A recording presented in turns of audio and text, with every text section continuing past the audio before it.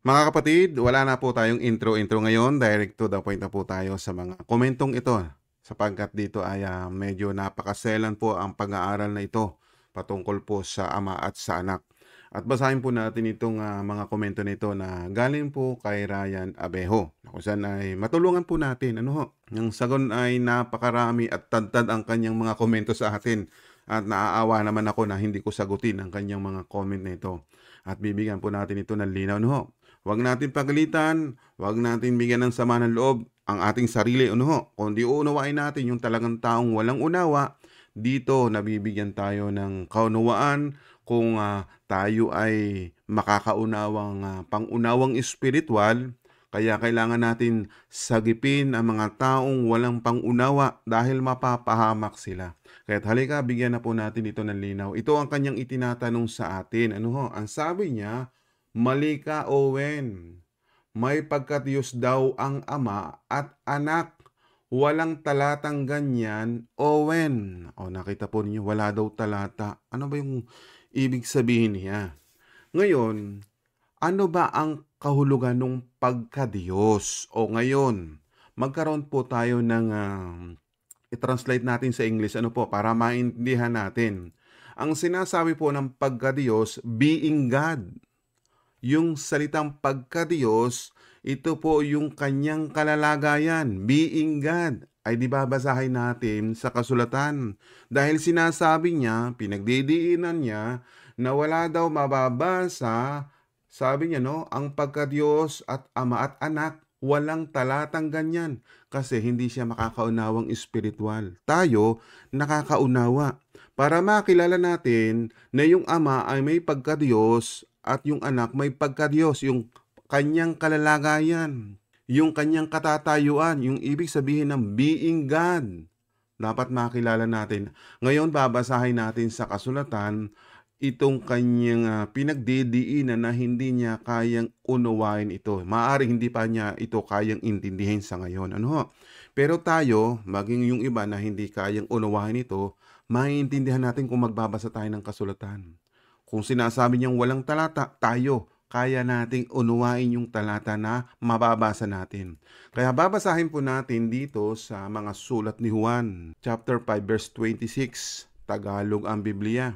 Kahit basahin natin yan sa iba't ibang salin, mauunawaan natin na mayroong pagka-Diyos o being God, yung Ama, pati yung Anak. Ito po, basahin na natin. Sapagkat kung paanong ang Ama ay may buhay sa kanyang sarili. Ibig sabihin, may sariling kalalagayan ng Ama. Being God, may buhay. Di ba't buhay? Pinagmumulan ng buhay ang Ama. Ay pinagkalooban din niya ang anak na magkaroon ng buhay sa kanyang sarili. So malinaw po.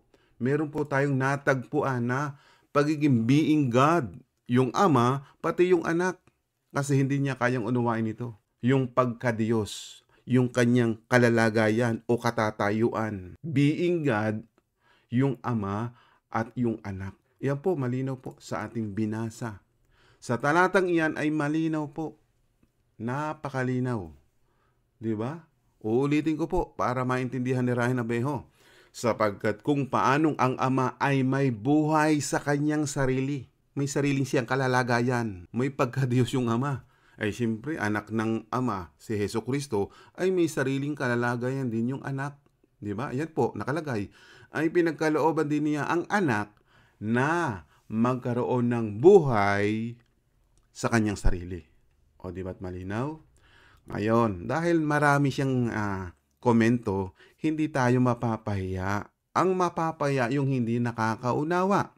Ngayon, dagdagan pa natin yung kanyang mga komento. O ngayon, kaibigan na Ryan, hindi kita itinuturing na kaaway. Kasi dito sa ating pong mga tinatalakay, ako ay nag-i-enjoy ako, no? Masaya ako na nakakasagot sa inyong mga itinatanong. Ito pa, basahin natin Sabi mo, wala kang mababasa, Owen, na ang Ama ay may pagka-Diyos at pagka-Panginoon sa banal na kasulatan. O di hanapin natin. Ako matyagang maghanap para maisagot ng katotohanan sa inyo. Maaring hindi ka nagbabasa. Magbasa-basa pang may time. O, ito po ang talata para sa iyo. Nagtiyaga ako maghanap. Ito, 45 minutes. Nagbasa ako ng mga komento ninyo, pero sabi ko nga, hindi naman ako ang mawawalan. Pagpapalain nga ng Diyos yung mga nakakaunawa. Kaya kaibigan, para mapagpala ka ng Panginoon, magbasa ka ng kasulatan. O ito na, ang talata na gusto mong malaman, na yung sinasabi mo na walang mababasa, na ang Diyos ay may walang pagka-Diyos. O di basahin natin sa banal na kasulatan. Ito po yun. Kaibigan Ryan, ito, basahin natin sa Aklat ng Job 13:7 hanggang 8. Kayo ba'y mangagsasalita ng kalikuan dahil sa Diyos at nangungusap ng karayaan dahil sa Kanya? Inyo bang lilingapin ang Kanyang pagka-Diyos? Inyo bang pakikipagtalo ang Diyos? O nakita po niyo, may pagka-Diyos po ba? May salita diyang pagka-Diyos. Ngayon, para maintindihan mo pa, no? Basa pa tayo ng ibang salin para maintindihan mo. Ang tinutukoy diyan yung Ama. O, dito naman sa Aklat ng Gawa, para maintindihan mo pa, no? Alam niyo po ako na matyaga ako maghanap para walang masabi sa akin ng mga nanonood dito at nakikinig. At nang sa ganun, magkakasama kaming nasa katotohanan dahil kami ay nasa tamang aral ni Kristo. Hindi katulad mo, puro lait at panghuhusga yata ang inyong ginagawa dito sa Sun Channel. Sana'y magtanong ka ng maayos, ano?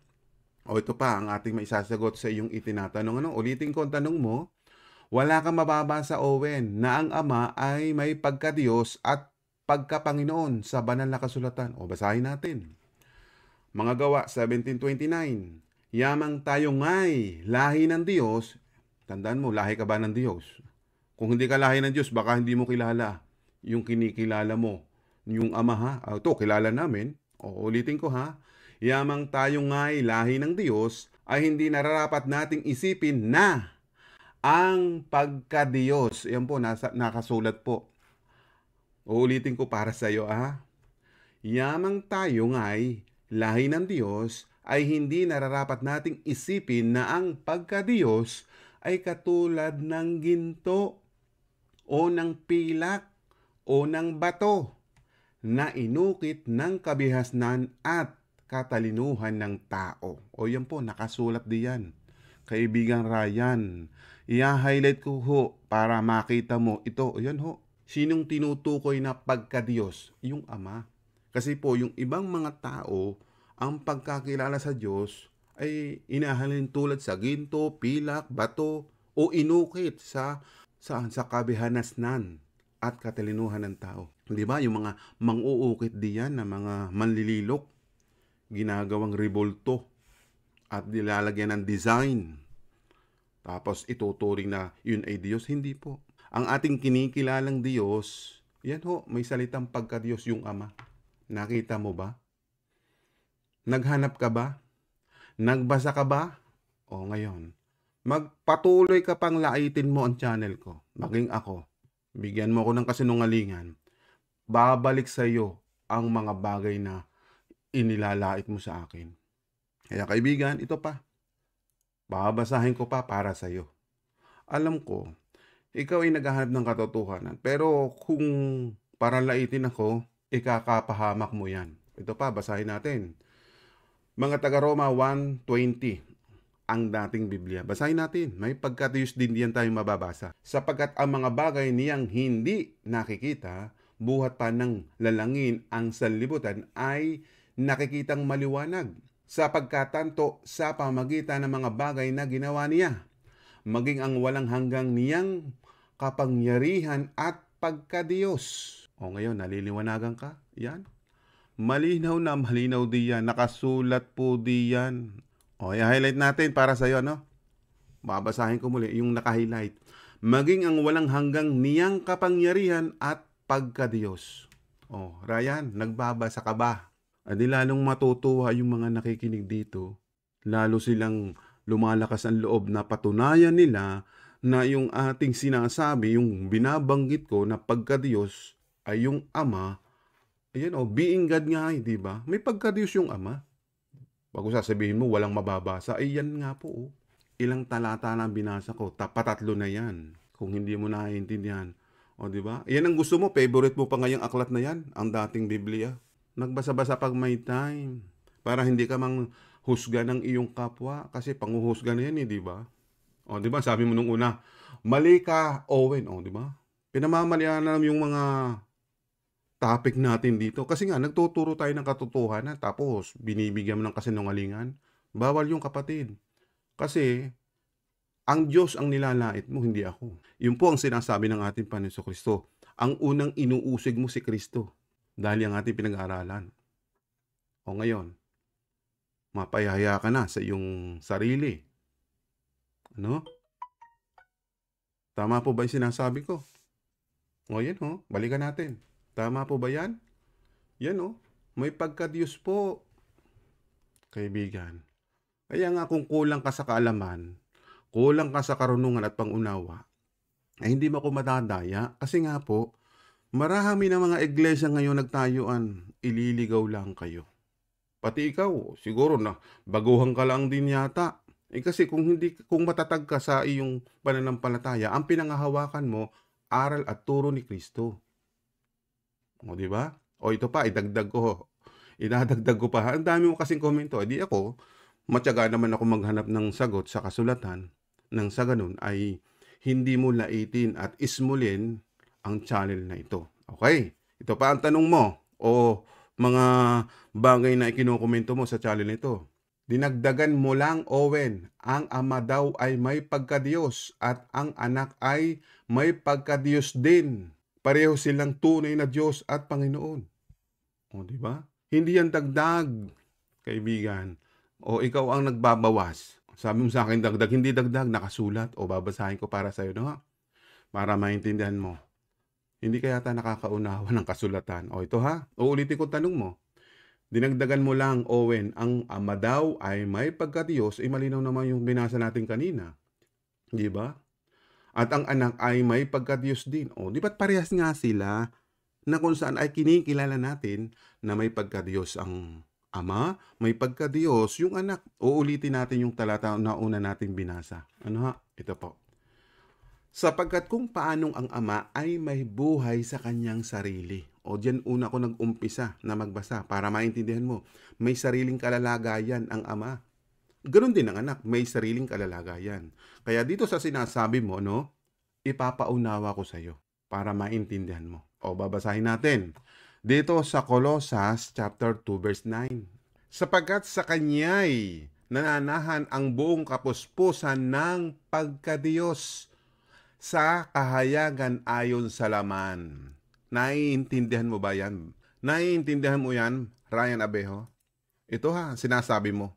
Uulitin ko ang tanong mo para malaman mo ang eksaktong sagot ko. Dinagdagan mo lang, Owen, ang ama daw ay may pagkadiyos. O malinaw na, naipaliwanag ko na yun sa iyo. At ang anak ay may pagkadiyos din. O ito, sinabi ko po sa inyo. Ito ang sagot. Bakit wala bang pagkadiyos ang anak? Yan po, malinaw po. Malinaw po dito sa mga sulat ni Apostol Pablo, mga taga-Colosas 2:9, ang dating Biblia, favorite mo, sapagkat sa kaniya'y nananahan ang buong kapuspusan ng pagkadiyos. O, di ba? May pagkadiyos yung ama, may pagkadiyos yung anak. Wala namang mali doon sa sinabi ko. Hinahatulan mo ko, yan sabi mo. Mali ka, Owen. May pagkadiyos daw ang ama at ang anak. O di ba't naisagot na natin ito, ang eksaktong sagot? Ang dami kong talatang mababasa. Maaari hindi ka pa nagbabasa. Puro hatol ka na lang ng hatol sa aking channel. Baka ang Diyos ang hinahatulan mo, hindi ako.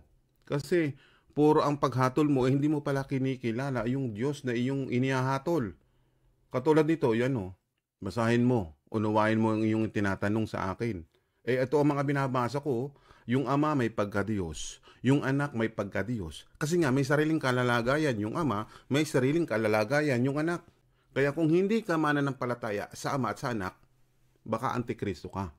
Kasi dapat ang kikinilala natin yung mag-ama, yung ama at anak. Basahin natin baka hindi mo ito nababasa pa, itong mag-amang ito. Babasahin ko para sa iyo. Dagdag natin itong talatang ito para sa iyo. Dito sa unang Juan 2:22. Sino ang sinungaling kundi ang tumatanggi na si Jesus ay siyang Kristo? Ito ang Antikristo. sa makatuwid ay ang tumatanggi sa ama at sa anak. Maka ang iyong iniisip siya rin ang ama, siya rin ang anak. Ay nagkakamali ka. May sariling kalalagayan ng ama, may sariling kalalagayan ng anak. Kung tumatanggi ka, isa kang sinungaling at iyan po, Antikristo. O malinaw sa iyo. Makikipanig ng Antikristo, mag-ingat-ingat ka. Dahil dito, sinasagip ko ang iyong kaluluwa na huwag kang mapahamak sa maling aral. Ito naman, hindi lang para sa iyo. At doon sa mga ibang dadaan dito, na nakikinig, ay hindi sila madadaya. At the same time, kung mayroon ditong masipag-sipag na magbahagi ng ating mga videos at mga aral at turo ni Kristo, at the same time, may reward din nyo sa Panginoon kasi nakakatulong sila na ibinabahagi yung aral ni Kristo. Nakita po ninyo? Kung yung mga natututo dito, yun din ang ibahagi ninyo, yung katotohanan na narinig ninyo sa aral at turo ni Kristo. Kaya nga ako po, hindi sa aking aral at turo manggagaling kay Kristo. O ngayon, malinaw na ba sa iyo ito?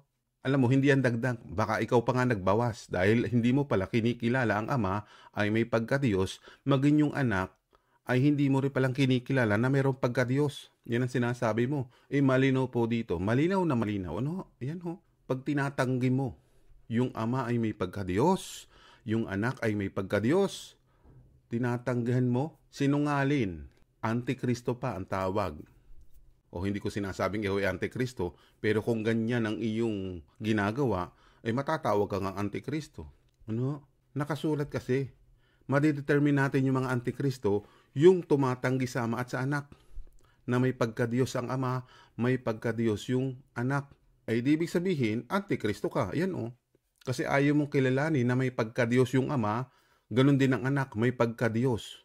Ay di, isa ka palang Antikristo. Kasi tinatanggi mo di ba? O ngayon, dagdag pa natin. May tanong ka pa, sinala ko lang ang mga dapat kong isasagot sa iyo. Hindi ko na nilahat kasi ang dami. Pero ito pa, dahil baka ito exclusive din sa iyo. Isama din natin ito. Pang-apat na yung katanungan. Sabi mo pa, wala po tayong mababasa na ang ama at ang anak ay may pagka-Diyos at pagka-Panginoon. O di babasahin din natin. Hindi ka ba nagbabasa ng kasulatan? Tapos ihahatol mo yan sa akin na walang mababasa? O hindi ka nagbabasa? No? O to ha? Bilang kaibigan, hindi ka away. Matyaga ako naghanap. Di ba? Ito, nagko-comment ka. Yun, sinusubaybayan ko. 45 minutes, 46 minutes, after 1 hour. O, di ba? So ngayon, dahil nahahabag ako do sa mga tao, kasi po, may nagbabasa din ng comment sa ating comment section. Makapaniwalaan ka. Siyempre, nadaya ka na nga. Sila maniniwala sa iyo, di ba dadaya din sa iyo? Nakita mo? Kasi sinasagip ko, hindi lang ikaw, pati yung mga madadaya mo sa iyong mga pinagsasabi. Nakita mo? Ito, babasahin ko sa iyo. May pagka-Diyos po ang ama at ang anak. O babasahin muna natin dito, Ito, basahin muna natin sa Lumang Tipan, sa aklat ng awit, mga awit. Sabi dito, awit ni David. Sinabi ng Panginoon sa aking Panginoon, umupo ka sa aking kanan hanggang sa aking gawing tungtungan ng iyong paa ang iyong mga kaaway. Dito, napansin mo yung salitang Panginoon, lahat malalaking letters. Ibig sabihin, tumutukoy yan sa ama. At ito namang isa, dapat ito capital letters. Mali ang pagkakalimbag dito. So, hanap tayo ng ibang salin. Kasi nga po, sa pagta-translate nga po ng banal na kasulatan, hindi nagiging maayos ang pagkakalimbag. Kaya tayo naghahanap ng ibang kasulatan para maging maayos din yung ating unawa. So, babasa tayo ng ibang salin. Dapat capital letters yung Panginoon. O, punta tayo dito sa isang salin. So, ito, tama. Basahin natin dito sa ASND. Sinabi ng Panginoon sa aking Panginoon, maupo ka sa kanan ko hanggang sa mapasuko ko sa iyo ang mga kaaway mo. Meaning, itong salitang Panginoon na lahat capital letters, tumutukoy yan sa ama. At ito namang Panginoon na isa ang big letter, tumutukoy ito sa kanyang anak, which is sa ating Panginoon Kristo. Kaya yung sinasabi mo, wala po tayong mababasa na anak ay may pagka-Diyos at pagka-Panginoon. Nabasa na natin kanina ang pagka-Diyos, Ito naman, pagka-Panginoon, meron po tayong nabasa. Yan po, Ama at sa Anak. Pero doon sa iyong translation na gustong-gusto mo, may error, tingnan mo. Isang capital letter at dito sa isang Panginoon, puro small. Paano mo madedetermine yan? Kasi nga huwag kayo magkaroon ng favoritism sa inyong mga aklat. Unawain nyo sa mga bawat version o mga na-translate. Basahin mo doon. Baka doon sa isang salin ay hindi maayos ang pagkapaliwanag. Hanap ka sa ibang salin. So, ganun po ako. Kaya ako bumabasa na iba't ibang salin. Ating para maging ayos yung ating unawa doon sa ating binabasa. Nakita po ninyo? Kayong sinasabi nga nila, wala namang perfect na kasulatan. Wala nga pong perfect doon sa mga Bible na yan na i-translate. Pero yung kasulatan na nailimbag, uunawain natin. Nakita po ninyo? Kasi pag small letter lahat yan, pwedeng gamitin yan sa anghel, sa tao. Nakita po ninyo? Kaya itong pagkakalimbag dito, pagkakasalin, mas mabuti itong ASND. Hindi ko sinasabing lahat din ng salin sa ASND ay tama. Maaring mayroon ding may limbag diyan na may mali, no, 'di ba? May kulang. Kaya tayo nagbabasa ng iba't ibang salin para maging maayos ang ating isipan. O dito, nakakuha tayo ng maayos na pangungusap. Sinabi ng Panginoon sa aking Panginoon. So yung sa capital letters lahat, tumutukoy yung sama. At ito namang isa ang capital letter na Panginoon, tumutukoy sa kanyang anak, sa ating Panginoong Hesus. Kaya yung sinasabi mo na walang mababasa na ang Ama at Anak ay may pagka-Diyos, na naipaliwanag ko na yung pagka-Diyos at yung pagka-Panginoon, yan po, meron po. Hindi lang po yan sa lumang tipan, maging sa bagong tipan, meron din po. O babasahin natin. Dito naman po sa Mateo 22:44. Sinabi ng Panginoon sa aking Panginoon. So dito naman, halos parehas ang salitang Panginoon. 'Di ba? Tagalog ang Biblia. So the same din po, no? Kung ililipat natin do sa favorite mo na salin, Tagalog ang Biblia, o 'di ba? Parehas din, Panginoon, Panginoon. Doon naman sa isang translation, ASND, so pumaparehas din, Panginoon, Panginoon. Kaya maintindihan natin doon sa mga nagbabasa, kilalanin mo na may pagka-Panginoon ang Ama, may pagka-Panginoon yung kanyang anak. O isa pa, dahil sinulat ito ni Mateo, maging si Marcos nagsulat din para maintindihan natin. Basahin natin. Si David mismo ang nagpahayag sa pamamagitan ng Espiritu Santo, sinabi ng Panginoon sa aking Panginoon. O, malinaw din po. Ang nagpahayag pala kay Haring David ay yung Espiritu Santo para makilala niya yung Ama at ang Anak. So malino po. O, ibig sabihin, pinapatnubayan si Haring David para makilala yung may pagka-Diyos yung Ama, may pagka-Diyos yung Anak. May pagka-Panginoon yung Ama, may pagka-Panginoon yung Anak. Malinaw ba? So, ganyan ang pinapatnubayan ng Banal Espiritu para magsabi ng katotohanan.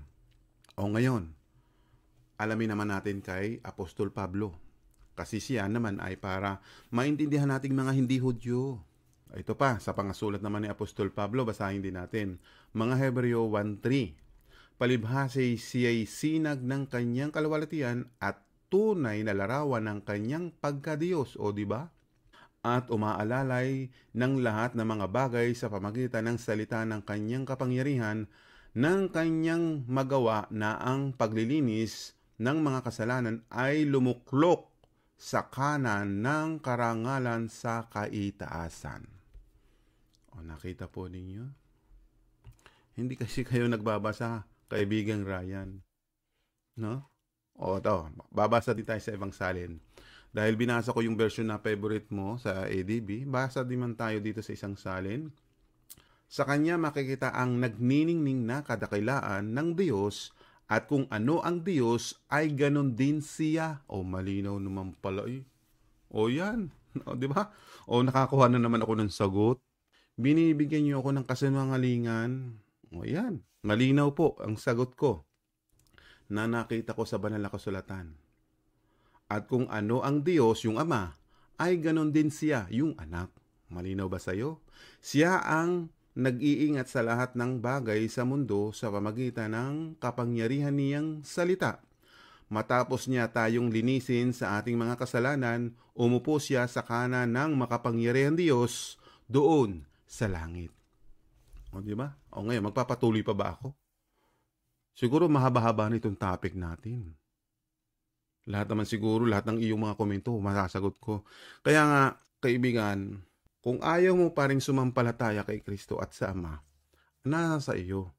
Kung ikay magpapatuloy pa rin sa iyong mga komento, ang ipinapahamak mo, sarili mo. Payo ko sa iyo, magbasa ka ng kasulatan. Sabi nga ng salita ng Diyos, dito sa Aklat ng Pahayag, chapter 1, verse 3, kung uunawain mo ito, ang sabi ng salita ng Diyos, mapalad ang bumabasa at ang mga nakikinig sa sulat na ito kung tinutupad nila ang nakasulat dito. Tinutupad mo ba ang nakasulat? Kaya mula ngayon, tanggapin mo na may pagka-Diyos ang Ama, may pagka-Diyos yung Anak. Being God. Nakita mo? Ganun din, may pagka-Panginoon yung Ama, may pagka-Panginoon yung Anak. Kaya nga hindi tayo nalito Pinaunawa ito sa atin ni Apostol Pablo. O babasahin natin. Sa unang Korinto chapter 8 verse 6, ito ang nakasulat para maintindihan mo. O babasahin ko para sa iyo. Para sa atin, iisa lamang ang Diyos, ang ating Ama, na lumikha ng lahat ng bagay. At nabubuhay tayo para sa Kanya. At may iisang Panginoon lamang, si Hesukristo. Sa pamagitan niya ay nilikha ang lahat ng bagay at sa pamagitan din niya ay nabubuhay tayo ngayon. O ngayon, Ryan, naging malinaw na ba sa iyo? Nagtiyaga ako na turuan ka ng salita ng Diyos. Alam ko hindi lang naman ikaw matututo. Marami ang natuto itong ating huling upload na ito. Sana naman mag-comment kayo at mag-subscribe. Yung mga nag-unsubscribe, pwede kayong bumalik. Baka maaaring nagalit kayo dahil baka hindi nyo lang naiintindi yung mga bagay na pinag-aaralan natin. Kasi nga, meron na dati kayong aral. Tapos parang sumasalungat yung ating itinuturo. Kaya nag-unsubscribe kayo. Kasi nagtatalo sa inyong kalooban. Balik lang kayo. Hindi ko naman kayo pinagbabawalan. Mag-subscribe kayo, Bumalik kayo. Patuloy kayong makinig at magtanong para maintindihan natin yung mga bagay na gusto nyong maliwanagan. Baka ang inyong inaaniban ay isang relihiyon na kung saan ay iligaw lang kayo. Ibig sabihin, makinig kayo dito. Kung nakikinig kayo sa iba, ay di alamin ninyo pa rin ang katotohanan. At dito lang po sa ating channel kay Brother Owen, ay patuloy po tayong nagtataguyod ng katotohanan. Dahil yung mga aral at turo ni Kristo, lamang ang aking itinuturo. Kung yung iba pinamamalianan tayo, wala po tayong magagawa dahil ang kanilang kaisipan ay humatol. Alam naman natin, ang hinahatulan ninyo ay ang Panginoon kasi binabasa ko yung kasulatan. Tandaan po ninyo, wala akong naituro dito. Hindi ako gumagawa ng scripted na kung saan ay para may outline akong pag-aralan.